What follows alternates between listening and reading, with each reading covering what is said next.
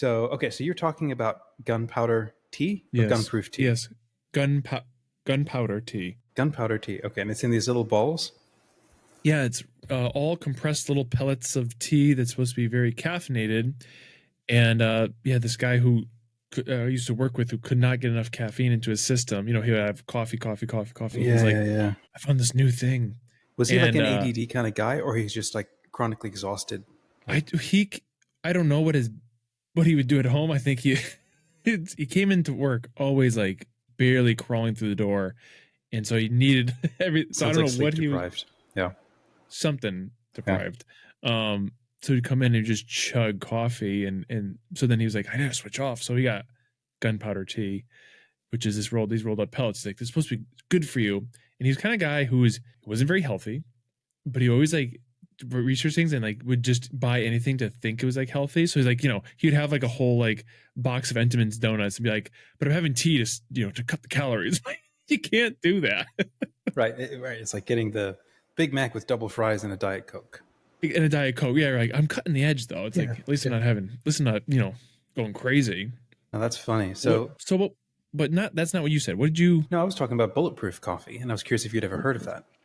No. And So I went off on a it tangent. was a craze trend for a while, and I think it's still a good one. But so I jumped on it, not because it was a trend, but because it's actually a really good idea. And it was that Yeah. like caffeine in coffee is really good for you, but obviously in large amounts, it straight up pulls and leaches out minerals out of your body, Good. which is always fun. Oh, sweet. Yeah. So how do you get the benefits of it? Well, I think there's this one guy who discovered, well, hey, if you basically put like coconut oil in the coffee or butter, well, basically if you serve it with sugar and milk, you actually make it more, you make it so that the body can absorb the coffee nutrients Okay. better. Because what'll happen then is, if I can remember how the science of it works, when you include sugar and fat in it, you basically feed the body, which allows it to then take in or work with the caffeine nutrients. Otherwise, you put in the caffeine with none of that support, and then your body will pull sugar out of your own body and burn fat off of your own body to be able to handle what you're putting in. And that can spike or just go haywire with your sugar levels, which your body has just like got balanced, as opposed to supporting it coming in, it'll just pull it out of you. So what if because this morning I had a cookie with my coffee. Does that help? I guess, probably. I know the cookie's not healthy, but in the terms of the sugar yeah. interacting, is that also okay? Not a scientist. I would guess so. I'm putting let's like make hot takes. half a teaspoon of sugar. I usually have a slightly Swedish kind of breakfast. Okay. Like brown sugar on oatmeal. And so I'll just have sugar-free coffee afterwards. But we have like, we get organic raw milk that goes straight in the coffee. So that's like healthiest kind of coffee if you can handle it once you sort of get over the initial hump of it. But anyway, there was a guy who came up with Bulletproof coffee because he was out. I don't even remember what he was doing, but I think he studied like, was it yak milk or something, or some kind of crazy kind of thing? Like, wow, look at all these people constantly drinking, coffee out in the wild or whatever, and they're all doing really, really well. They have none of our hangups that we do in the West. Why? And so he would look at the diet and realize that, there's all this other stuff. I think it does have to do with good sugars, but also good fats. And that when you don't have good fats, I remember reading once a story about prisoners in a concentration camp, and they were finally released, and they ran to go to the chow table that was laid out for them. The first thing that they grabbed was butter and chocolate, and they just crammed that in because the brain is a fat, or it's an organ that needs a ton of healthy fats. And so a lot of us today, our food is fried in vegetable oils. We have a whole lot of very bad fats that our body can't use. Yeah, exactly. We thrive on basically animal-based fats. So in our family, so what we is fry Bulletproof everything then? What? Oh, what is so? What is Bulletproof then? It's basically what I got from it is adding a little bit of butter and sugar to your coffee. Do that, or does Bulletproof coffee do anything different? I don't know exactly exactly what the Bulletproof recipe is. I think you might buy it in a tin. They probably sell their own thing. I see. Okay. Yeah. So basically, if you use raw milk it's going to come with all of the, the cream in it, all of the complex nutrients and everything that's really good for you anyway. All the good stuff. Yep. So I just don't do the butter thing. Gotcha. Okay. Well, it's also we've been. This is sorry. No, go ahead. Not rapidly, because I like coffee, but I'm like at the edge of like being a coffee dork, but not enough, because once I cross that line, then I can't judge them anymore. Yeah, exactly. So just keep a fair distance. Yeah. It's like there's also because I've had mold issues in the past, so I have to avoid effectively coffee that sits in like massive warehouses that develops mold problems over long periods of time, and then they just burn it to death and then sell it to you as black coffee, dark roast, and then store it again for long periods of time. So that by the time it finally reaches you, all of the actual good fats that are in the coffee bean, they've gone rancid and they die. Nutritional value has gone down. Plus, you've basically volcanoed your coffee. So by the time it reaches you, it's just bitter. Okay, just I know there's people who love bitter. Unfortunately, I'm not one of them. So go you, my guy or person. But so for me, we have a brand of coffee that's like they do it in like short batches. It's a little pricier. They mail it out to me every 6 weeks. It's a really nice tasting coffee. I grind it myself. And then the thing that makes me like a little bit happy, best situation would be to obviously kind of pluck it off the tree, roast it like they do in the reels. Sure, of course. Amazon natives sitting down, they're literally roasting the beans like right then and there, straight in the fantastic. pot. You get this thick layer of like creamy, I don't know, it's like that coffee fat that's like incredibly good for you from what I understand. And you can see, so when I grind up my own beans every morning and then just, put them in the cup, I get this little bit of a ring of like, there's the nice coffee fat foam. So I know it's a little better than like, Folgers. Something. I was fortunate that a friend of mine who lives close by, his dad roasts his own beans, and so he sources out his own beans from like Costa Rica, Honduras, and all these things and all these places. And so I've been getting them from him, which is great. And he's kind of a coffee nerd, so it's kind of I trust him, and the stuff's great. So I get the beans, not fresh, they're roasted, and I've been grinding them and doing that in the morning, which has been great. But we tried to doing it. We're doing the raw milk. The thing is, we have to find a better. So there's 5 kids and us too. So there's 6 people drinking milk right now in the house, and we go through 5 gallons a week or 6 gallons a week. So, okay, wow, yes, amazing. So not a week. Sorry, that's insane. Let me think of that. I mean, we're a gallon a week, and it's basically 2 of us. That makes sense then. So because we buy 5 gallons every time we go to the store. Okay. So it's just like with 3 weeks. So whatever. But the raw milk was costing like $18 per gallon. I'm like, well, that's how do you find really that balance? Pricey, I know, so which is because the farm right down in town, we got our chickens, which is great. They're producing eggs. No more foxes. They've been staying inside. They've been protected. I haven't seen the fox. But they're laying great. We got like 5 eggs a day out of 7 chickens. So we're gonna try and get some more chickens up that production level. And we have one chicken that lays a double yolk egg almost every time. I don't know which it is, but every time you go in there, there's a double yolk egg. I don't know what makes it or why. We get two for one. Martha, your turn today to confuse the humans. Joel, your turn now. No, Joel's a guy's name. Jane. Yeah, we have I think we did like a cow share thing. So we pay $13 a week, and then I drive half an hour to go pick it up from a freezer locker behind a cafe and then bring it back. I didn't think about these but things. It's good. There's a distinct sweet, it's a nice milk, Plus, it's a, it's a happy cow, and they're, happy animals create for happier people and happier diet. So now random, I was off this. I was looking at our views from last episode. Oh, yeah. And, and so we've been, just starting out, got like 20, 40 views, 100 views, spike of views from last video. The last video we did, he's got 104. Everybody, we're famous now. And that's it. We'll see you next time. I just totally ignore analytics because I'm like, stay in the zone. I saw it and I was like, there's a spike, and I don't know what, I don't know if it was, there's a couple of different variables. About last time. Yeah. Okay. Go ahead. Well, I was saying the couple of variables I saw. So the thumbnail had, avatars of ourselves. So I was like, that may have been something. We had Pokemon on the top, which may have been something.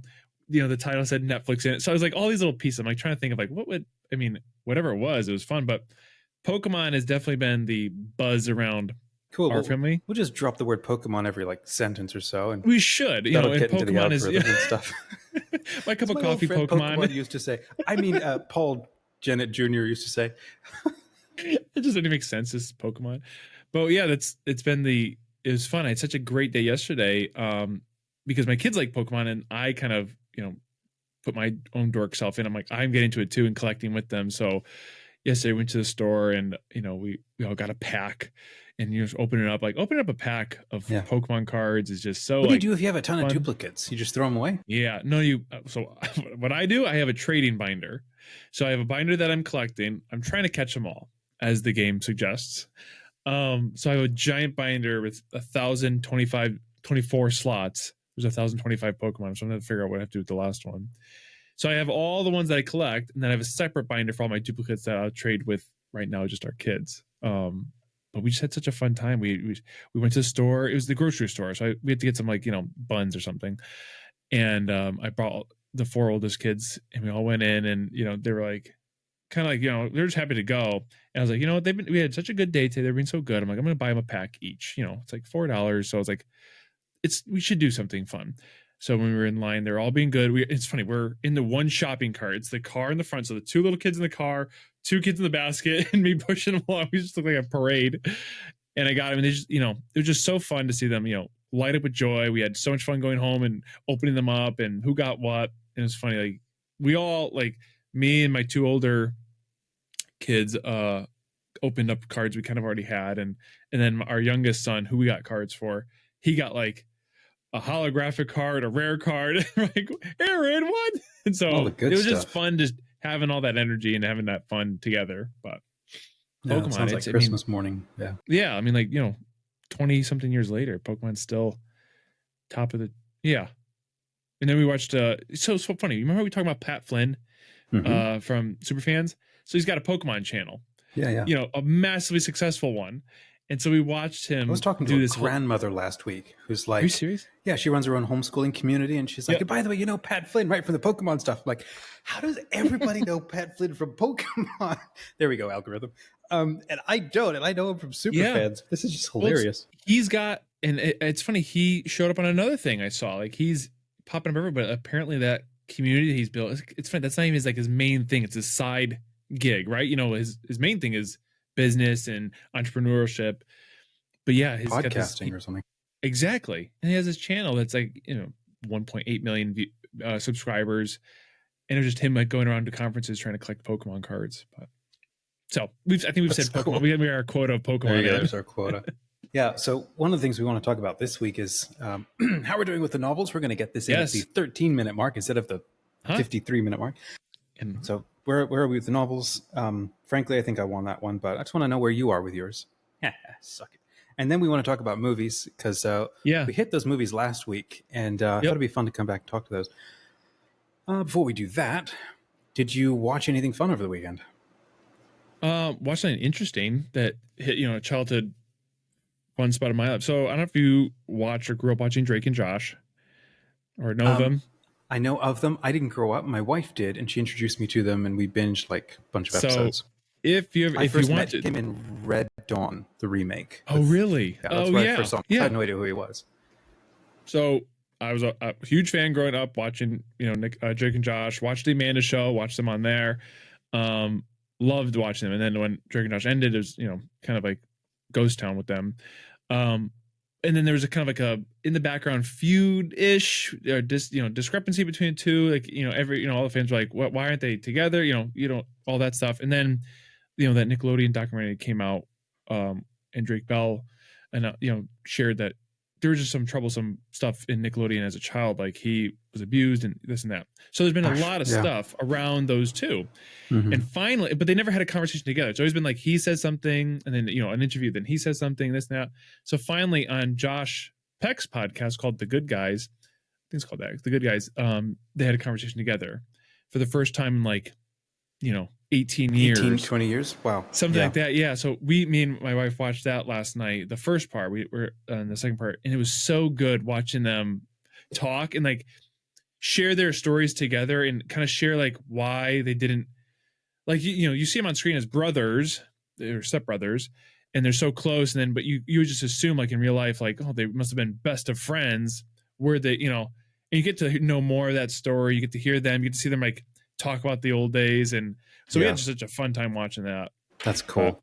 Yeah, so we didn't watch any movies, but we watched that, and we watched our typical, you know, Traders, Survivor. Gotcha. Some sports things. Mm-hmm. How about you? Did you watch any movies? We started rewatching Psych.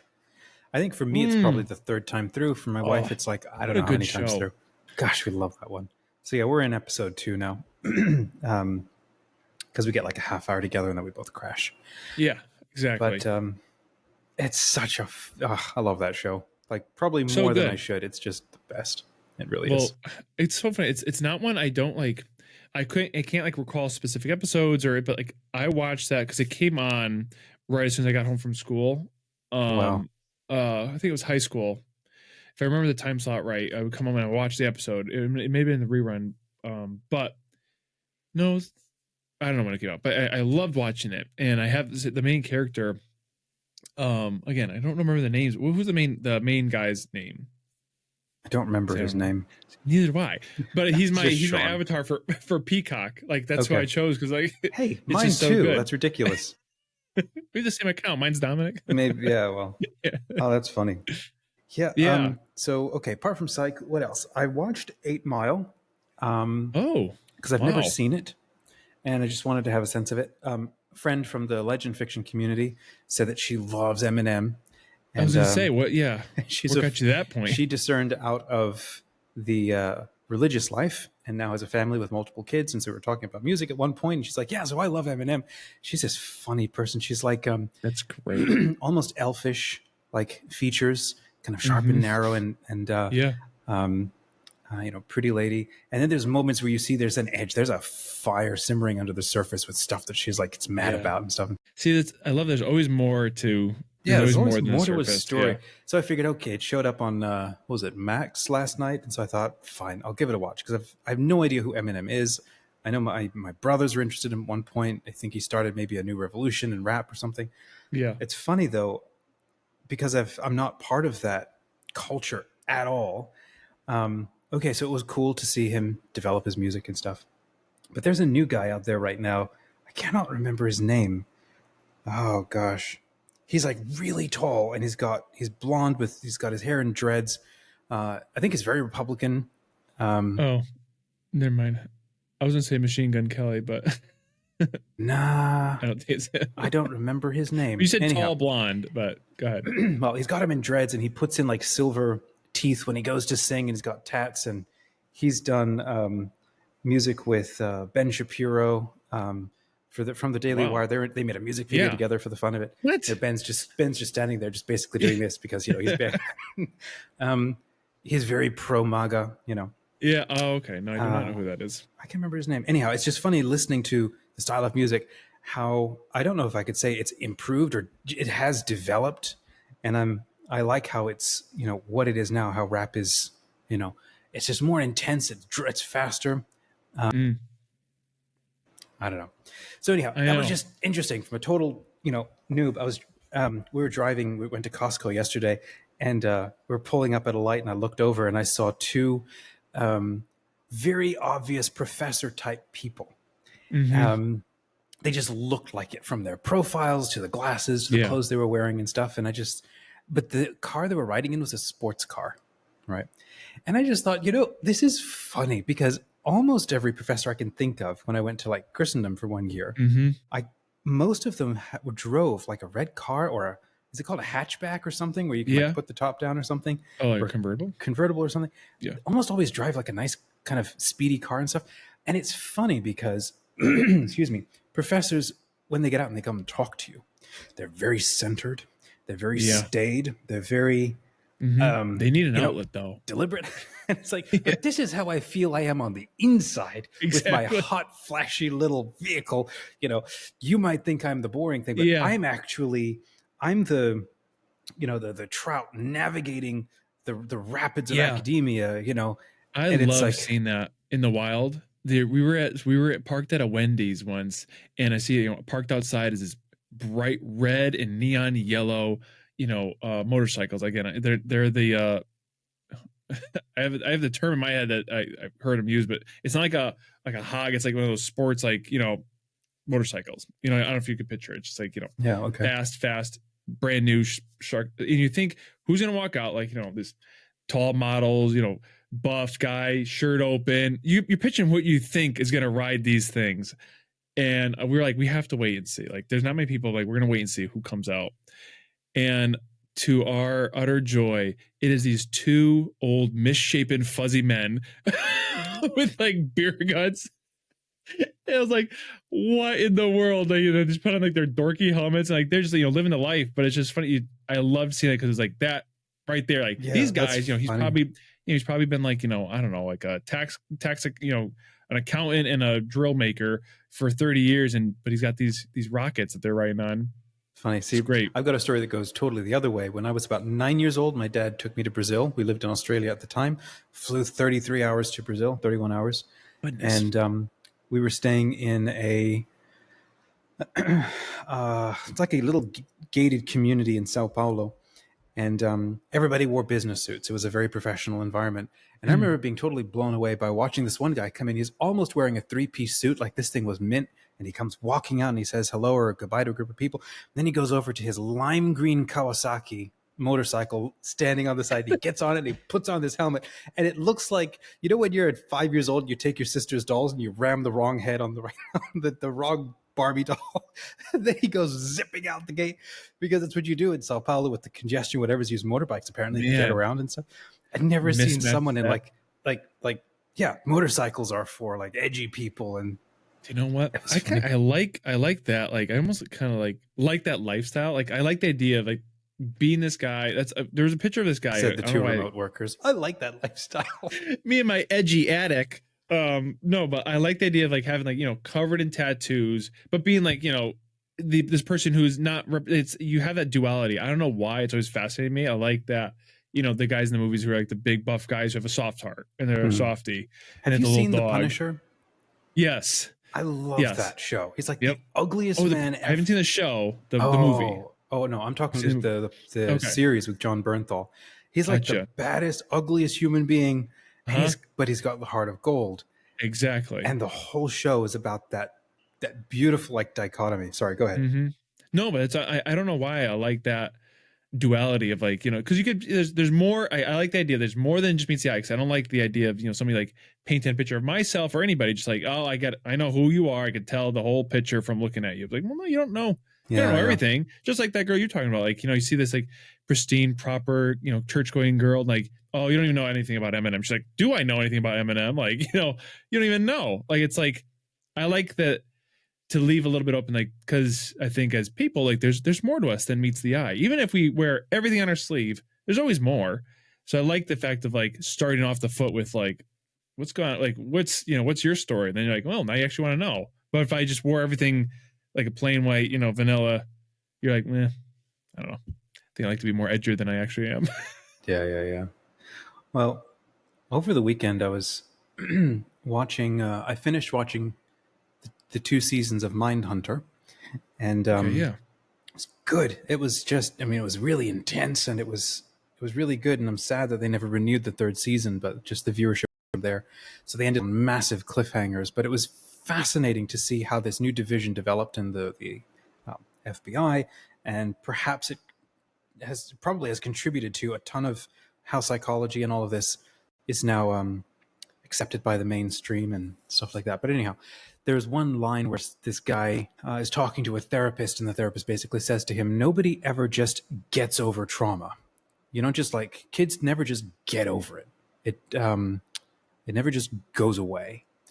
And it just really struck me, and it made me think about tattooing, or this idea that if you were like how do I say this? It's like how plastic a human being is, in the sense of how receptive we are to impact that hits us. And if you were like a clay model, right? And you hammer that thing and you leave this massive indentation, right? You can sort of patch that back in and fill it back in. But it's still there. There is still this massive mark that is now, or an indentation that you could paper over, cover over. You could maybe flatten the whole thing and rebuild it back up again. Mm-hmm. But it was never what it was when it started. From 1 second before that trauma happened, And it just got me, like, my brain just like thinking like this. Well, this is partly what I do is I like feel like I intuit or understand something, and I try to turn it into a story to break it apart so that I can sort of share about it.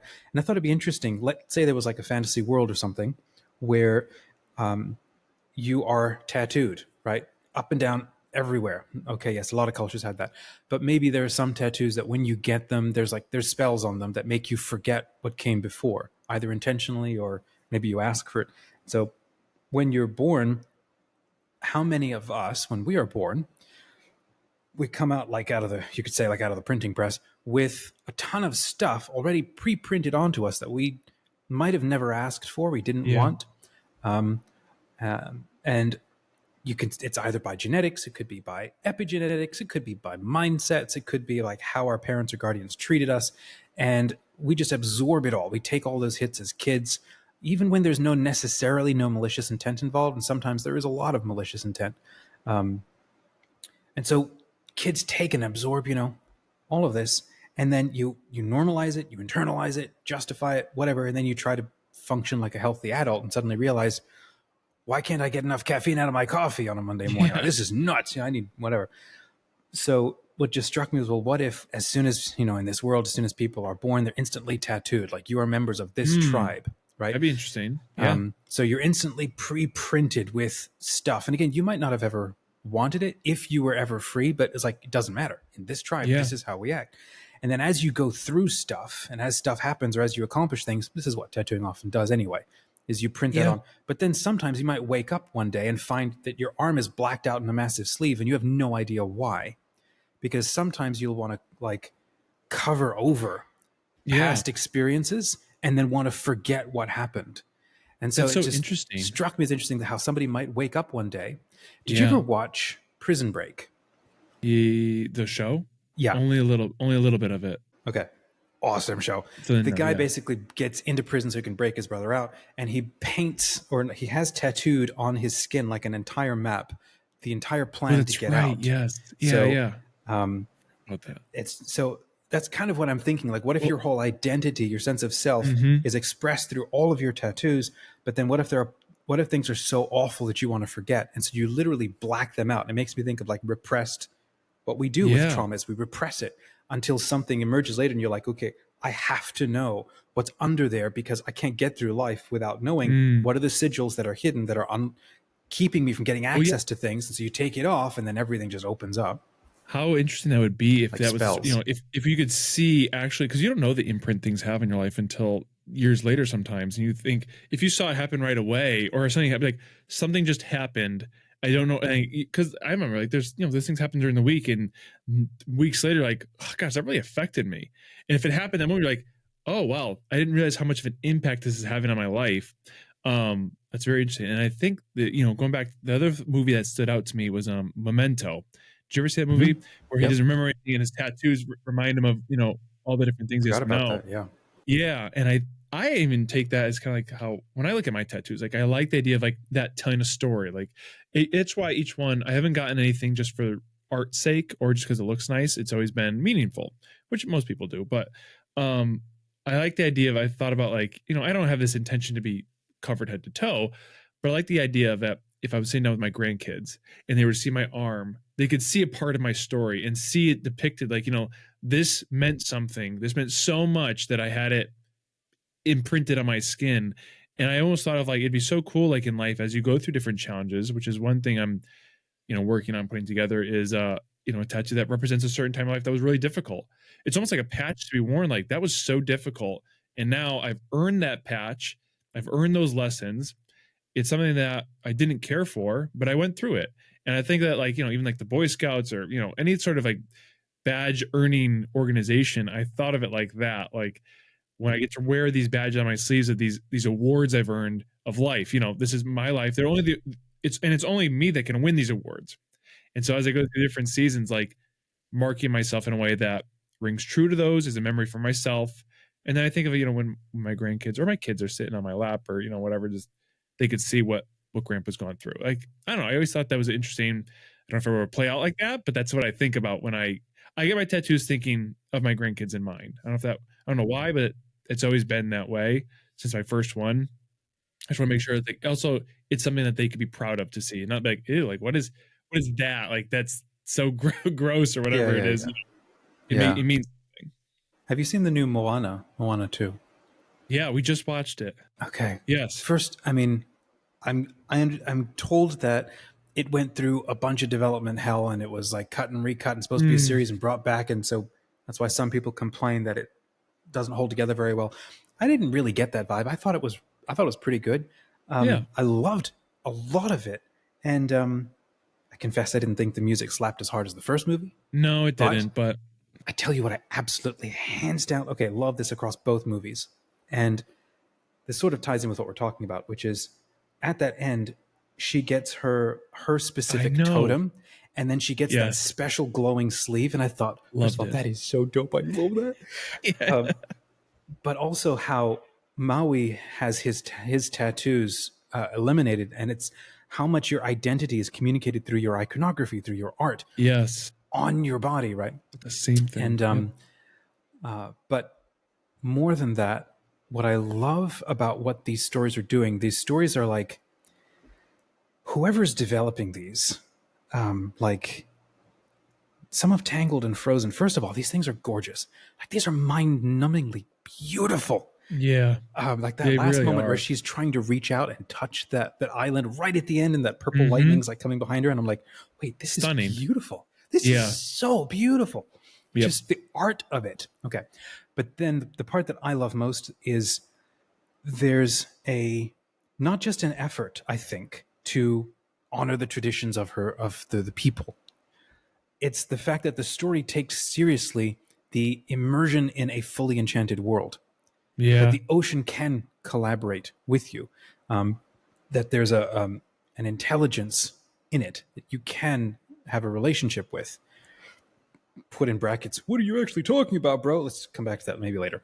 Or the fact that your ancestors can be a vibrant, vibrant connection with you. And as Catholics, that's an active part of our tradition that we don't know what to do with. Exactly. So I love that is not made fun of, but that it's something that is taken very seriously. Partly, I think, because the culture takes it very seriously. I remember when the first one came out, and I asked a lady who works in Hawaii, was building her website at the time, and I asked her, what did you think of the movie? Did you like it? She's like, yeah, that's great. It honors our people and stuff. So I haven't asked her about the second movie, but I'm assuming it kind of does too. See what she says. But I love that. I think it's a very good movie that shows being part of something bigger. Because a lot of, even like, I don't know, I can't, if I could think of all like Disney movies in general, like it's very, individualistic, coming up and showing yourself, proving yourself to like the world. But like this one is that, but it's mixed, like she is part of a culture and an identity that's bigger than herself. And she tries to honor that so well. And not only does she try to be part of her culture, she tries to find what her culture originally was doing.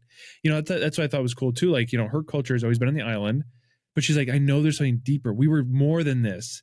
And so it's like, it's not like she's, saying, to the heck with my culture, I'm doing what I want to do. It's like, no, I'm going to do what we were originally set to do and be this seafaring and explorative community.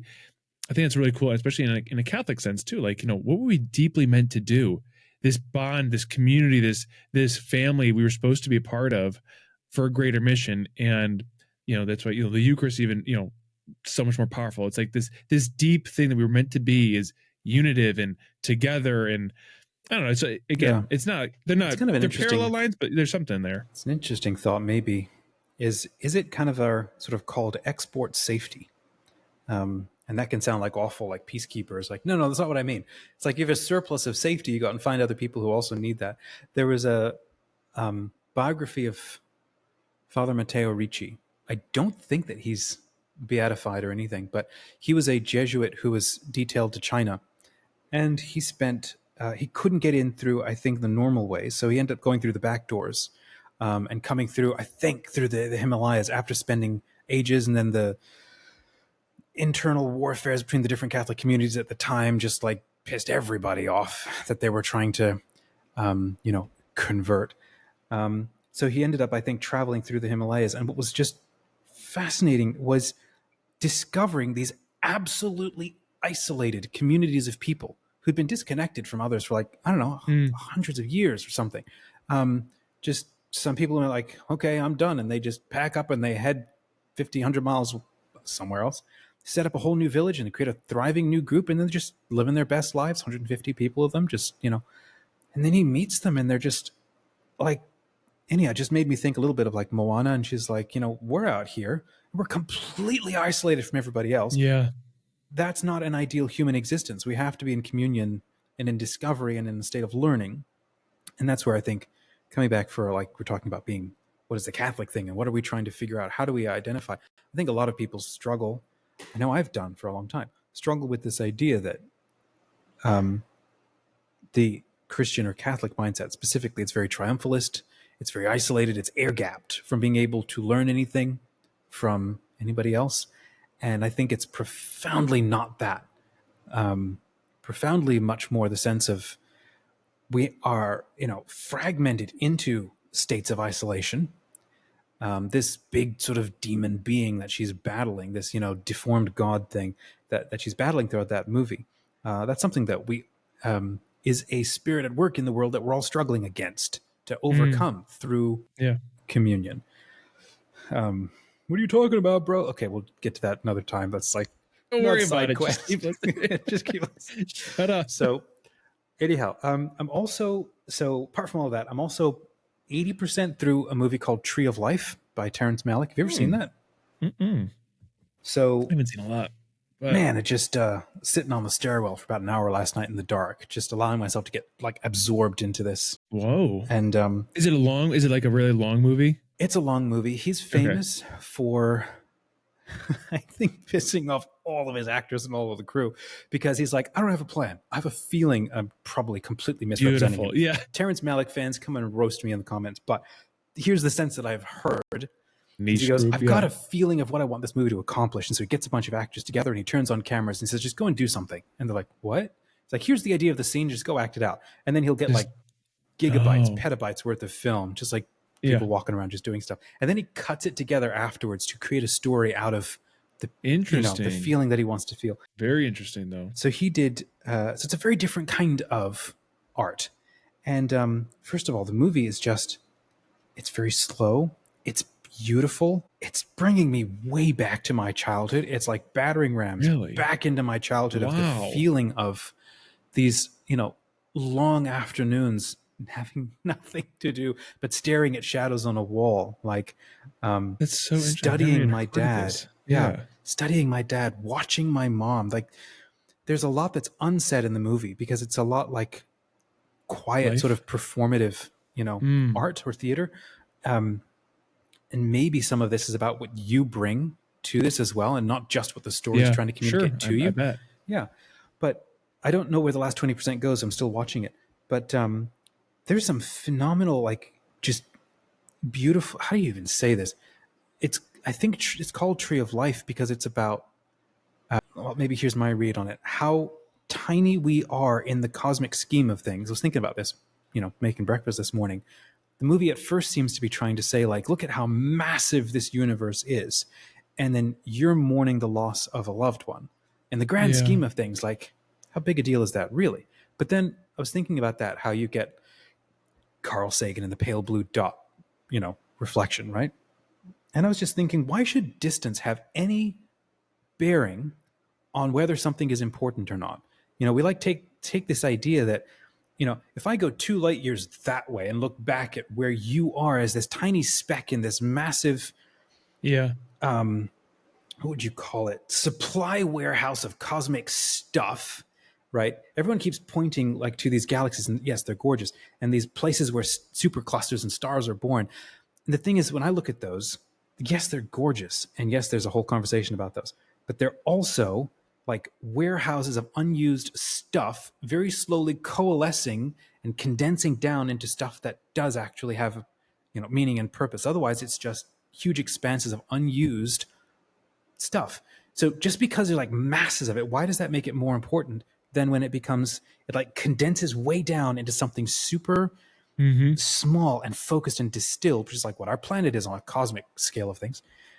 why should being 2 light years that way mean everything on this pale blue dot is effectively like, just nothing. Get over yourself, bro. It's like, no. Yeah. Why? I was just thinking about how we act this way. Like, if I'm standing in front of you, we're 2 inches apart. How important are you to me right now? Well, pretty important. I don't know what you could do to me. Important.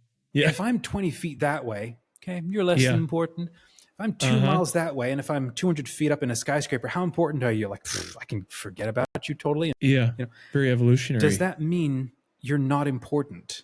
No, distance has no bearing on how important you are. And it just struck me how value and meaning and importance has nothing to do with effectively spatial physics and stuff. It may be. And we confuse that, right? Yeah.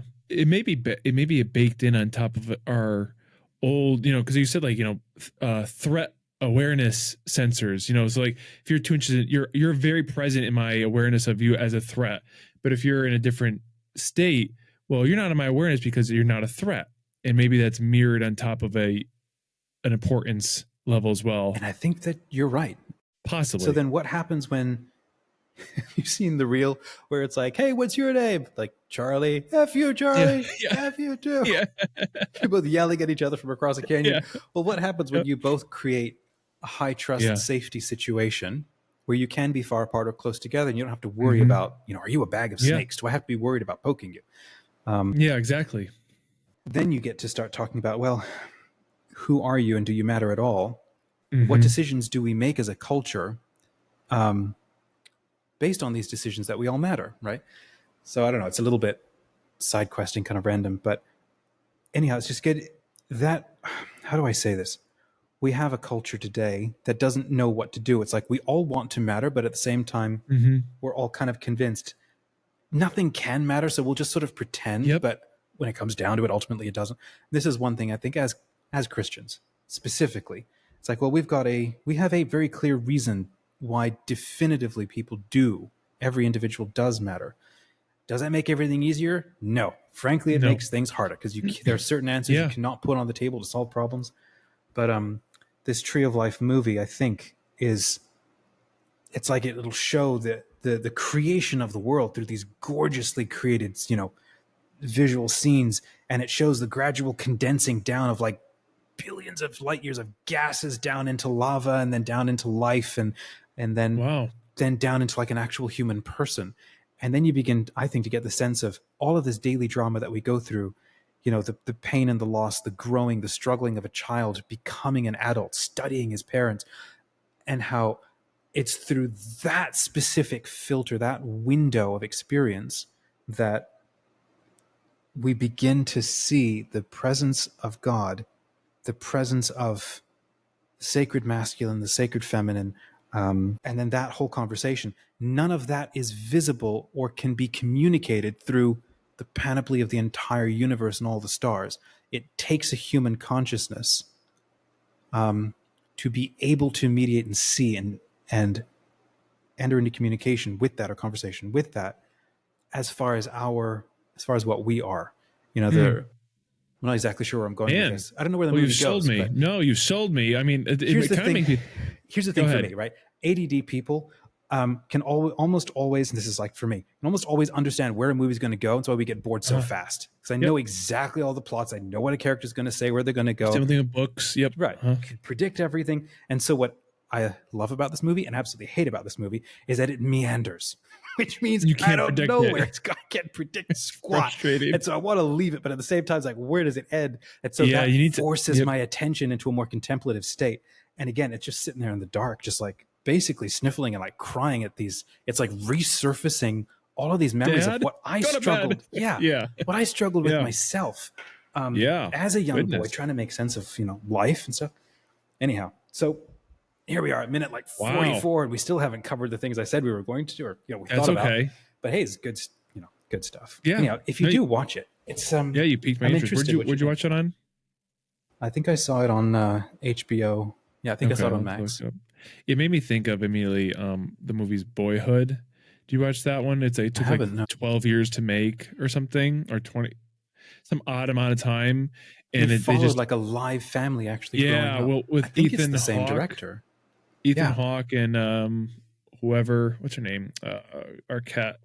I don't know. That was interesting. That's what made me think of it. It's just like this kind of raw, like experimental. But this is very interesting. I want to check it out. Yeah, I've heard about it for years. There's another one I plan to watch if I can find it. Knight of Cups, I think it's called. Yeah, the director seems to be somebody who, I don't know what his, philosophical or religious affiliation is, but seems like somebody like with Thin Red Line, which I think we talked about maybe a year ago, very deeply questing into what is the reality behind the nature that we see. Yeah.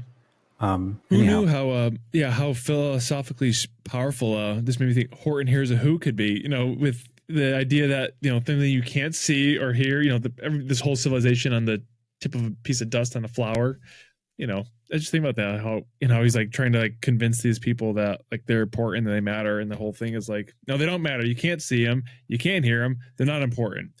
It's like this idea that, distance, of people like, people across the other side of the world, like you can't hear them, you can't see them, they're not important.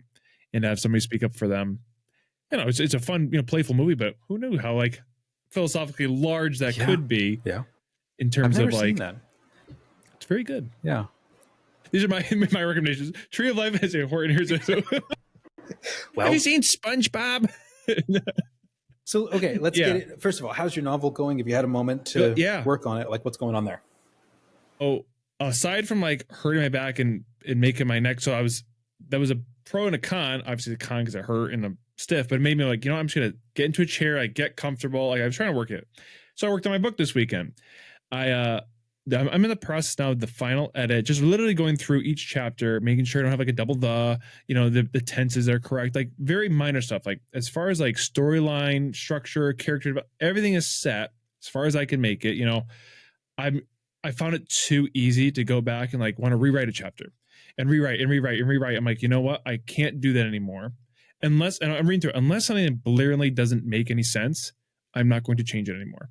I, kind of got to the grips. Like I was listening to, Brandon Sanderson. Yeah. Speak about writing. He was like, my books 1 through 14 were utter trash. He goes, is book 50 or whatever, So it's like hearing a very accomplished writer say like, don't even worry about book 1. Like make it. He goes in, if you're lucky, like J.K. Rowling, it's going to be a hit. He's like, but that's a small percentage of people. He's like, get the first one done. So when I thought about that, it's not like I'm trying to like, throw carrot to the wind, but the meaning I took was like, just get it done. What did you throw a carrot to the wind? Don't throw my carrots to the wind. Like just finish the book. I've never heard of that metaphor. That's interesting. I might have made it up for just now. By the way, there's a term for that. It's called malaphors. When you combine metaphors together, it's like, I don't know, kicking a dead horse till the cows come home or something. Yeah. When you like, that's the best. Oh yeah. Don't beat a horse with 2 birds in 1 stone. I don't know. Yeah. There you go. So the point I'm trying to make is rather than just over obsessing over the rewriting of these chapters, like let me go through, and as long as it makes sense and says what I wanted to say, I will keep it. And with that in mind, I got through it. So now I'm on this morning. I just finished chapter 18 of 30. So going through and again, just making sure it reads well, because I did a couple. I could see the waves of editing, and like I edited the last chapters in chunks, and I went back, so like I could see like the seams of my editing. So just going through, make sure it all flows the same way. But yeah, this morning I got up, the kids, someone's crying. So got up, I'm like, so it was like 5:40. I'm like, I'm just going to go right to it. I'm like, I'm up now. There's no going back to sleep. So got right in and chiseling away at it. But I know, so that's where I'm at right now. I'm on chapter 18 of 30. The cover is designed. I have to still do all like the finishing touches and getting it ready for Amazon. Yeah, you got sparked a new flame. So hopefully, my new goal. This is my push goal, stretch goal, is to get it done by the end of this week. Sweet, because I did 2 chapters this morning and just kind of do more in the afternoon, etc.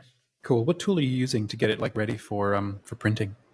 So right now I'm using Reedsy. Okay. Good. So I wrote it in Scrivener. Well, I mean, wrote it in I had a free write. I had used Bear. I used just my docs. Like, so compiling it was wherever. like drafting it was wherever, compiling it was in Scrivener, then transferred it all over to Readsy, and now going through Readsy with just Grammarly, really just to highlight big things and just reading it through. Do you use any other tools that help polish it up, or what gets it ready from Readsy to that final step? Is it just Readsy? You just export it as an EPUB or a PDF. Thought. Okay. And you can upload it straight to like Ingram Spark is what I've been using. Okay. I'm waiting for BookVault to get it together. They've got a beautiful print on demand feature, but they don't have an EPUB feature yet. And they've been like saying it's coming for about a year and a half now. But once they do that, I'd like to migrate over to them. But Ingram it's a nice free tool. They take a small percentage out of sales or something, I guess. But no, that's good. Yeah, I like Readsy a lot. It's also because it's free, which is really nice. There are some really nice tools out there, like, what is it called? I don't know. There's two. There's a Mac tool, Vellum, I think it's called, and then there's another one for Windows. They're each about like $100, so it's probably worth it. But I like free because I don't publish books that often. No. Yeah. So how far are you in your book then? I'm done, but I haven't got it prepped. It is sitting in Readsy. What I'm doing now is this makes me think of that line where a guy shows up and goes, "Hey, I can marry any woman I please." It's like, well, why aren't you married yet? It's like, well, I haven't pleased anyone yet. So it's like, I can run that thing off anytime I please. Yeah. But what I'm doing what's the hurdles remaining? Yeah, well, no hurdles. What it is okay. I have had one beta reader run through it, and she absolutely loved it, and that was really, really rewarding. She wrote me a little endorsement for the thing, which was great. What I'm wanting to do now is take the book and then turn it into YouTube videos and just read aloud through every chapter and just put it all on the YouTube channel. So once I start doing that, what I'm probably trying to do is it's like another round of editing, I suppose, to go through. Now that I say this all out loud, does it actually work? Yeah. Okay. I'm probably just overthinking it, and probably what I'll do is finish the process, and just download, upload it, and just run it off, so that when the videos go out, it's available for sale. I'm not looking to sell anything really. It's mostly just what do you call it? Like a portfolio kind of credibility indicator for me. Exactly. Yep. So. Yeah. Okay. Well, we got 8 minutes before the end of the hour. Let's get into all the really deep stuff from last week. Let's talk about movies. Okay. So let's see if I can remember my super clever genius thread that I found. It was Wilson, Wonka, and what was your third movie? It was Wilson, Wonka, and Watson. Okay. Why do those movies matter to you so much? Yeah, I don't know. No. We stuff. to say that. Yeah. Let's start from Wonka. Well, there's levels to it because I love Gene Wilder. I think he's hilarious. So I liked any of the movies he's in. So that's one section. But I liked the storyline. Obviously, I'm a underdog fan. I like the idea of like people getting their big break, and so like having Charlie Bucket go through his whole life, just like miserable and like, just clawing at society to try and climb up and have no footholds to grab hold of. And his family just seems like, again, like they can't get anything right and can't get anywhere. Just all four grandparents in bed, like just sick and can't get out. And the mom's working and yada, yada. And then this explosive opportunity happens to him. And I like how I like to pull back the seams of that movie, and I think there's like always a deeper meaning. I think that Wonka had predestined or predetermined all 5 children. This is a theory that I have. Okay. And because he sends his associate, who is masked as I'm forgetting the name of the guy, but he's with every kid when they find the ticket. So obviously he knows where these tickets are if the guy shows up right after they've opened it. Interesting. Yeah. And so I think he's chosen each one based upon their certain pull or called not like that 7 deadly sins, but like their different pulls to try and sway Charlie to veer off track. So each one, Augustus Gloop has this, they all have immense greed, but he has a distaste for authority. They all do, and goes and drinks of the chocolate river. And just, I think each step along the way is to try and sway Charlie from veering off course and not wanting to do it, but he stays true to the whole thing, or even to the end. And in the movie, it's different than the book. In the movie, the last test, right? He goes, "You've lost it all. You've touched the fizzy lifting drink. You've ruined everything. You have to wash the walls. Like, you lose everything." And at the end, remember, he says, "You know, they all got the gobstoppers." He's like, and Slugworth, that's the guy's name. And his grandpa says, "We're going to take this and give it to Slugworth. We'll get some money out of this because, you know, screw Wonka. Like, we're going to make money out of this." But Charlie made a promise to him. He said he would never tell anybody about it. And so he gives it back. And then in that moment, he wins it all. It's just like this ultimate test of a childlike innocence, integrity, and, you know, fun having. Because, like, so I think he wanted Charlie to break the rules a little, but in a way that showed that he was intrigued and creative, and because you need somebody who's going to take over the factory to be a bit, to push the boundaries. I don't know. So the whole story, want a rule follower to be the one setting the rules. You want somebody to follow the Wonka way to a degree, but you want somebody to also push the limits. So I think he wanted to find this. I don't know. So I love that, like, whole storyline, and it's fun, it's whimsical, it's funny. You know, there's so many lines that, like, are just immediate catchphrases for us and our family. Stop! Don't do it. Help! Police! Murder! Which is so good. And you know, the kid, the Mike TV, who's like so annoying, like ringing his ear. He goes, "Next time, speak a little louder. I can't hear very well in this ear." He's just like so sarcastic. So very fun, but the whole storyline of how Charlie wins the factory and all is very fun. So that's my top one. Yeah. And then the other one's Wilson and Watson. Wilson, I think it applies to, I love seeing a drama take place that's, you know, based on like one person's emotions, battling self, that's a whole movie based upon that. And you see all the things that play out when you're left to your own devices.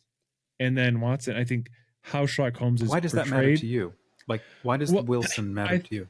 I think that shows like something that I am deeply concerned with. It's like, what would I do when push comes to shove in my own, if I'm left to my own devices? I think that's probably stems from like childhood things. I'm sure, like everything does, of like, when it comes down to it, can I really show up, or can I really, you know, step up to the plate? And I think so, seeing a movie like that, where it's like, listen, because there's always, you know, in life, we're not put on islands by ourselves. There's always devices around us. Even if you're alone, there's always something around. Usually, I'm speaking pretty broadly and probably to my detriment, but on an island, there's nobody else. It's just you and your own, and you have to make your way through this on your own. And I think just seeing that's why I like The Martian. I like, you know, any sort of like castaway on your own lone survivalist, because just it's so intriguing to me. Like, what would I do in that moment? And I, you know, that's why it's funny. Like, people loved the desire of company, and so in Castaway, he finds a volleyball, you know, Wilson volleyball, and makes it his best friend. He's like, I need somebody to go through this, even if I have to like disassociate or like separate my mental personalities. Like, you're, you know, it's loud in here, you know, like, even if you do that, because it helps build your own community. That's what you're doing. You're kind of figuring out your world with your own community. And he, you know, uses Wilson as his kind of like deflection point, or his, you know, interaction point, because you need something. It's just so funny how even in a movie or portrayal, like when we're all alone, you still need that something to bounce off of. And it's so seeing that all take place. And again, I'm a Tom Hanks fan, so that's always fun.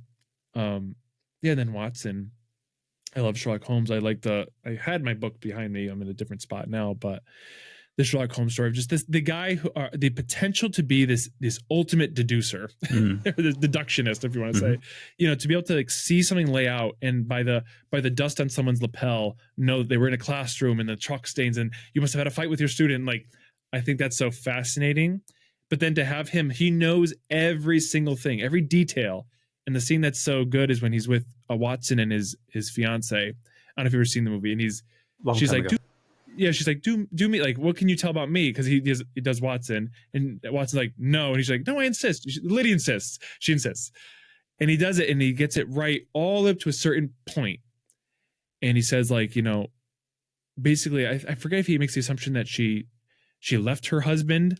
I think that's what it was. She, you know, he goes, and I see you've been previously married, because the ring, you know, line on your finger. So it must mean you like to jump around husband to husband. And he made everything right except for that one point. She goes, I didn't leave him. He died. And it's just this show of like, even this person who is depicted as so perfect, right? It's Sherlock Holmes. He gets everything right. He's got a 100% success rate. He's flawed and misses the mark at times. And even then, like, when you see his apartment and it's in shambles. It's like, it's another cool like duality. Like, he's so polished and prim, but in the inside, it's all turmoil and distress and chaoticness. And the way the movie's portrayed is very fun. So why do you like that version as opposed to, say, the Benedict Cumberbatch series? Well, I love them all.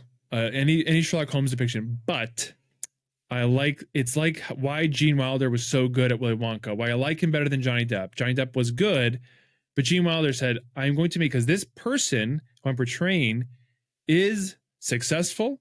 He's a businessman. But that's why, Gene Wilder in the movie, he made a point that the director, he would not do the movie unless when he was coming out, he does his cane thing and falls and trips in. He goes, because then that moment on, you never know if he's telling the truth, if he's not, if he's where he's at, I think.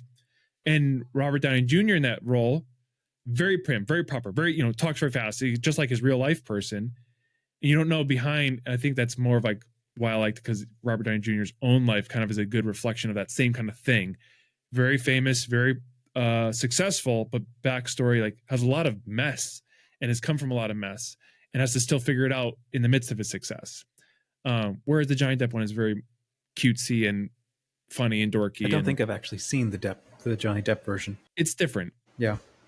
It's supposed to be a bit different. That's Charlie and the Chocolate Factory. This is Willy Wonka. But, so yeah, I think that one stands out. It's definitely one. Yeah, those are my three of my favorites. There's other ones that stand out. We talked about one in a different, Heroic Men of It's a Wonderful Life, but those three, top. Yeah. Wow. Okay. And I grew up with Sherlock Holmes a ton. Yeah. The original one, the old conversation. Yeah. Well, actually, the books. Grew up reading the books a ton, and I think I liked Downey Jr. I think I definitely liked the Benedict Cumberbatch. That's a good one too. I'm confused. Yeah. Is that his last name? Bandersnatch, Cumberbund. I forget all of the jokes. Button snatchies. Yeah, I've read too many of the jokes now where I have to catch myself. Okay. So, for the three that I picked out. So Last Samurai, the Batman trilogy, or Batman Begins, and There Comes a Monster. Yeah, that's right. So for the first one, Last Samurai, I think I haven't watched that in over a decade, but as I mentioned last time, that was one of the first movies I ever went out to go watch with a friend. And gosh, I must have been 15 or 16, I think, at the time. And then I just spammed that soundtrack growing up, studying like Phantom Menace concept art and listening to that music, so that's like my teen years is that soundtrack. What I loved, I think, about that movie is the sense of somebody who has lost connection with the culture that he is told is normal. And the culture, I vaguely remember this movie now, I think he's endured horrible and traumatizing things, or he's been party to them, and he rejects that. And now he's out of joint, and he's outside of what everybody else says is normal. And the attitude that everybody else lives, that they seem to be totally fine with, is an attitude of abuse and neglect and destruction and whatever. And there's a part of him, there's perhaps the humane or the human part of him that is rebelling so deeply against all of this that it's just fractured him. And so when he does get captured by these Japanese samurai that he's sent to kill, and they capture him, he now has to learn their point of view from the inside out, and not like a scientist or an anthropologist from the outside in. He has to become now one of them by spending extended amounts of time with them, and in so doing discovers the beauty and the genius of their lifestyle, and then towards the end choosing to fight and sacrifice on their behalf against the forces of modernization. And I think that it's possible that scratched, or I liked that as a kid because I did grow up in a very isolationist sort of fringe group within the Catholic thing. And so this idea of like being the right underdog and, you know, fighting against the monsters of material modernism and stuff, materialist modernism, it probably made me feel good about myself. But as I get older, now I find myself on the other side of that again, where I've now completely also walked away from that tribe completely. I lost my identity, lost, you know, support system, family, like everything. And then found myself among the enemy and realized maybe it's not so bad after all. No, it's just as bad everywhere. But there's, I was wrong and my attitude was wrong. And I'm glad I was wrong. And now I'm prepared to, you know, I will die as one of them. Yeah. Quote Aragorn. So I think that's an ongoing sort of story. I almost picked Beauty and the Beast as one of my top three. Because I rewatched the cartoon recently. Yeah. And there's a whole conversation. I don't know if I'd Desert Island with it, but there's especially the Disney retelling. It's funny rewatching it. Like, man, this thing needs to seriously slow down. Like, they went through stuff way too fast. They burned through it, yeah. Yeah, the way that it kind of played out in my memory was like a lot more meditated because there's a lot of serious depth and heft to that story. So that's another conversation maybe we can have. Our favorite fairy tales. Why don't we do that next week? Ooh, yeah. That'll be interesting. So that's probably one of mine. Definitely. But so the second one was Batman Begins. I rewatched that like maybe 5 years ago with my wife. We were watching all three. And I was really hit home by their specific themes in this that I was not seeing spoken about anywhere, like online and stuff. And those were themes of fatherhood and how through the whole thing, every like other adult male is a father figure to Bruce. And each of them meet and don't meet an aspect of his need for a father. And so he becomes this figure because there's kind of no father in his life to hold his shape and help frame him so that he can like grow up straight into like a strong man. So if I can kind of remember, I wrote down all of my notes and then I forgot about them. I wanted to make a video and I never have. And I probably should, because again, I'm not seeing anybody get into this level. Yeah. There's so much to unpack there. Yeah. So like his dad is held up as like this kind of good guy. I rewatched that and I thought, you know what? His dad is not a very good person. His dad is not actually this white knight. His dad is a narcissist, a good one, maybe a benevolent narcissist, who's totally disconnected from the pain on the ground and who's isolated in a glass ivory tower away from everybody. And Bruce, you know, praises him and, you know, but this guy, I'm struggling to remember my thoughts on this. This guy is disconnected from the reality of how dark things are on the ground. That's not a good ideal of manhood. And that is a danger of being too cerebral. And so I think that was the flaw of the dad.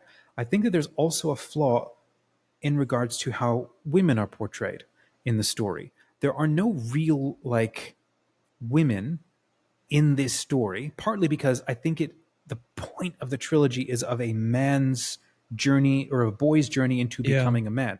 So his mother is pedestaled. She's not like a real human being. She's held up as kind of an ideal being, separate, far away, to be protected. Okay, those are things that men also have to, you know, learn. But she's not a real person. And then his girlfriend struggles with him to be seen as a real person, and he doesn't do that. And he turns her into a banner for his crusade, right? The only person who does start to become a real person is Catwoman towards the end, but he misses that because he's paying attention to the dark feminine who preys on him. I forget her name, but she ends up having the reveal at the end as being like a bad person. And so he's struggling with like, how do I actually meet and revere and relate to an authentic, you know, feminine thing? While at the same time, I'm looking for a father figure that I can relate to. And so Commissioner Gordon is the only father figure who's consistent throughout the whole thing.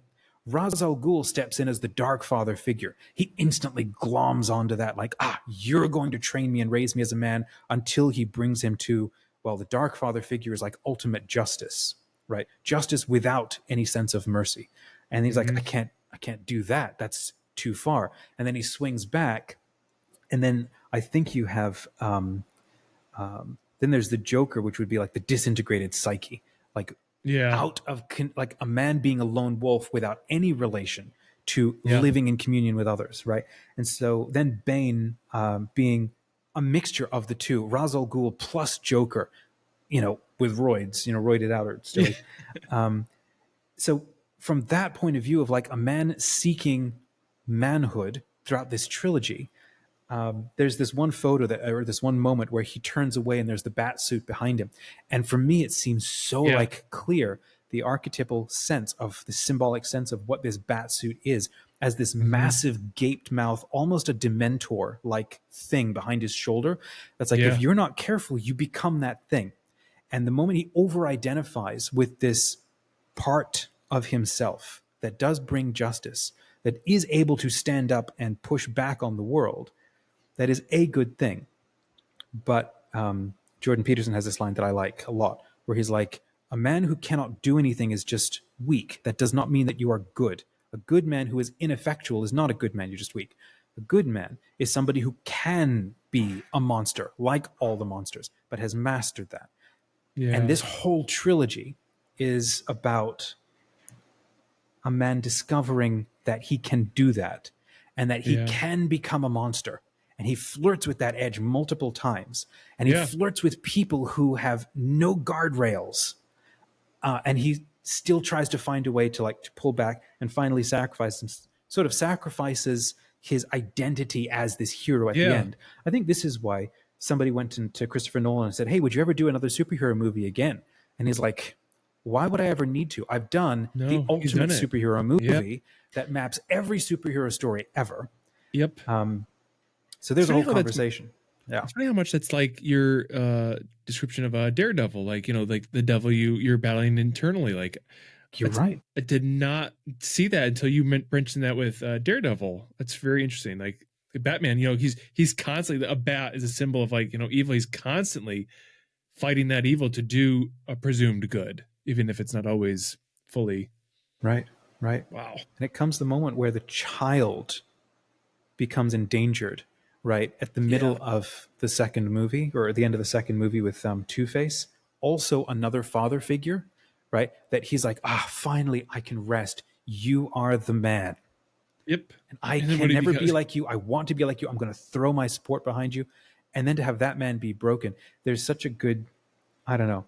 There's so much in this. I think it's a very deeply Jungian, and there's a lot of psychological stuff going on. But from a manhood and spiritual, standpoint, you can unpack this thing for a while. There's a lot in there. Yeah. But especially that key for me, which was, what if you stop seeing his parents as ideal human beings and see how, they weren't. Little bit of a corollary is actually the new Planet of the Apes movie, it's the latest one that just came out. I can't remember what it's called. But maybe we can talk about this another time. I think the first time we meet his dad is all the way up in the Eyrie with the eagles. And the immediate sense I had was like, oh, interesting. The first presentation we have of how to meet his dad is all the way up in an ivory tower dealing with the spiritual things of the world. Yeah. And his feet are not on the ground. But the boy is on the ground, trying to understand how to be a good man dealing with reality. And the dad is ill-equipped to handle the real, raw violence of the world. And so the whole town gets burned within the first 10 minutes of the movie. Wow. And it just struck, there's a very interesting intentional reason for why characters are portrayed or presented in symbolic ways. All right. Last thought I think is that movie, A Monster Calls. And the boy's mother I think she's dying of cancer throughout the whole thing. And so there's a progressive series of stories that on the surface feel very disconnected that he is told, where this monster-like being is like this gigantic willow tree or something, and it walks down towards him from the hill. And at first he thinks he's going absolutely crazy and he's dreaming. But this thing keeps showing itself to him as not just a psychic sort of, I am the raw sort of power and presence inside you that refuses to let you lie and hide, and that you must face. You can't hide from reality. And it's what we do as humans. It's how we survive. And we just pent that all up. This goes back to what we were talking earlier about tattoos and blacking things out. And like, he has a lot of repressed fear and anger around the loss of his mother.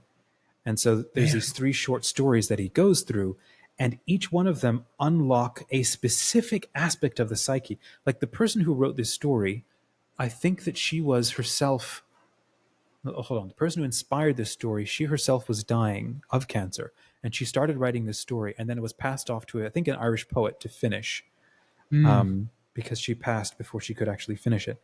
And I remember watching the story and getting to the end, and I've talked to you before about how I was absolutely sobbing like a, completely like out of control at the end of this movie. Which is incredible. And I swear that it's almost like magic spells with how these little stories are presented, because it's like the core central idea of what the movie's trying to communicate.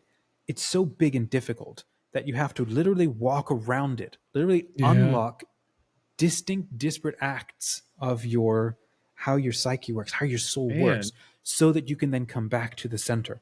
And I think it's that is beautiful. I mean, like, I didn't know it was a book too. I'm interested to see.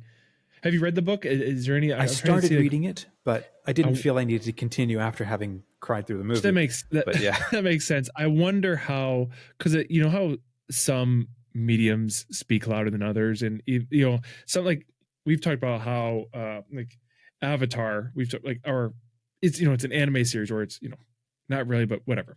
It's so well done in that style, and we talk about graphic novels are so well done, and I wonder for this specific one if it speaks more visually through a movie or from the book. I don't know, but I'm very interested in it. I know we've talked about this before. But I'd be curious if you find anything.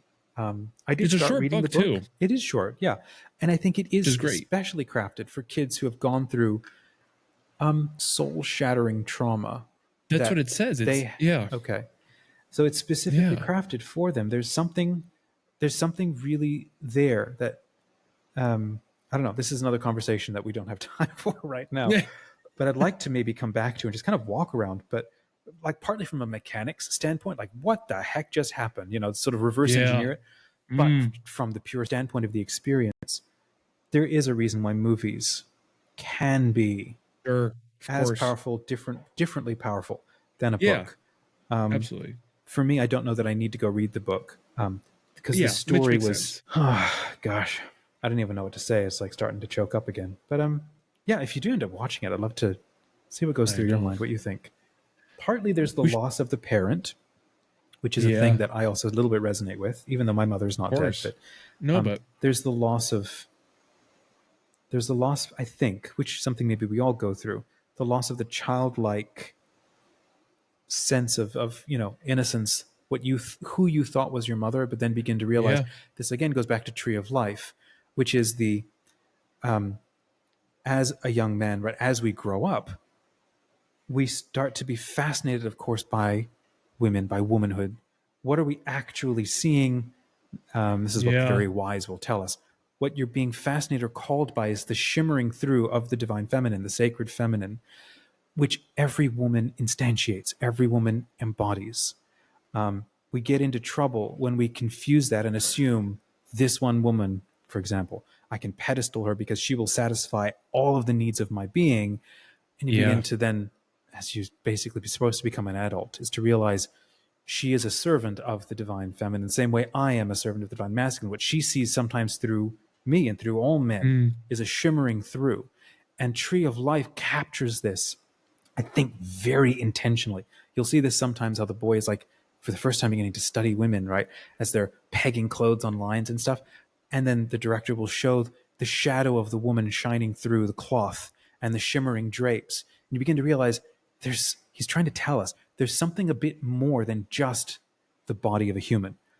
There is an impression of something sacred also being hinted at or revealed, which in especially our Catholic tradition, our Christian tradition, we would, that's why we put it in paintings and icons, because the spiritual reality is what is calling to us. And that's why things like reverence and art and storytelling matter so much. I'm never going to stop. We should probably stop. So, friends, have an awesome rest of your Monday. And if there's more of you watching us, it is so cool to meet you. Please let us know in the comments if anything jumped out at you, and if there are any questions or topics that you think might be fun for us to totally side quest on and get lost in next time, we'll do that. Otherwise, we are two dads trying to make sense of life and family and remote work and being dorks, and anything you want to add. And we always have a hot take on something. Just toss it up and we'll give a hot take. Hot take and a story trying to be nice about life. So have an awesome rest of your week. We will hopefully see you next Monday. Yeah.